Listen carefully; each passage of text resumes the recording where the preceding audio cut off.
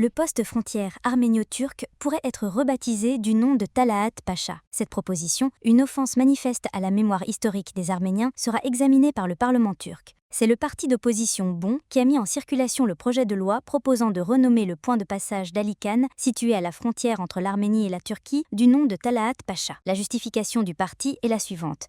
Éterniser le nom de Talat Pacha à ce poste frontière de grande importance stratégique et symbolique pour notre État serait un hommage mérité à ses idées et à son combat. C'est aussi un signe que les Turcs sont prêts à défendre leur histoire, leurs héros et leur propre mémoire. Il y a quelques jours, le tristement célèbre défunt Talaat Pacha avait d'ailleurs provoqué une vive controverse au Parlement turc. Le député du parti pro-kurde Gorj Aslan avait vivement critiqué la décision de la municipalité d'Ankara d'ériger une statue à la mémoire de Talaat Pacha. Aslan avait déclaré qu'il s'agissait d'un geste insultant envers la mémoire de milliers de peuples chrétiens, en particulier les Arméniens, tués et déportés en 1915.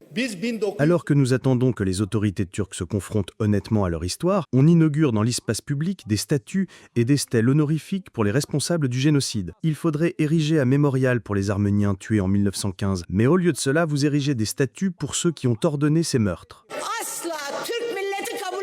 Le vice-président du Parlement a tenté d'interrompre le discours d'Aslan. Le secrétaire du parti II est alors intervenu et la séance a été suspendue suite au débat qui a éclaté. Après l'incident, le président du même parti a demandé à la présidence du Parlement d'exclure Aslan pour 3 séances pour avoir utilisé les mots « génocide arménien » et de retirer son discours des enregistrements officiels. Ümit Özdag, membre de l'aile politique des loups gris, a participé à l'inauguration de la stèle de Talaat à Ankara. Il a qualifié d'inadmissibles les propos tenus au Parlement à l'encontre de Talaat. Ceux qui veulent mettre en œuvre le traité de Sèvres à la place de celui de Lausanne, qui tentent de présenter les héros de l'histoire turque comme des assassins, ne peuvent être les amis de la nation turque, de la République de Turquie. Dans le soi-disant processus de paix, nous avons dit et averti à maintes reprises qu'on ne peut pas faire confiance à ces gens. Fait notable, cette stèle controversée a été inaugurée 2 jours seulement avant la visite du Premier ministre arménien à Istanbul.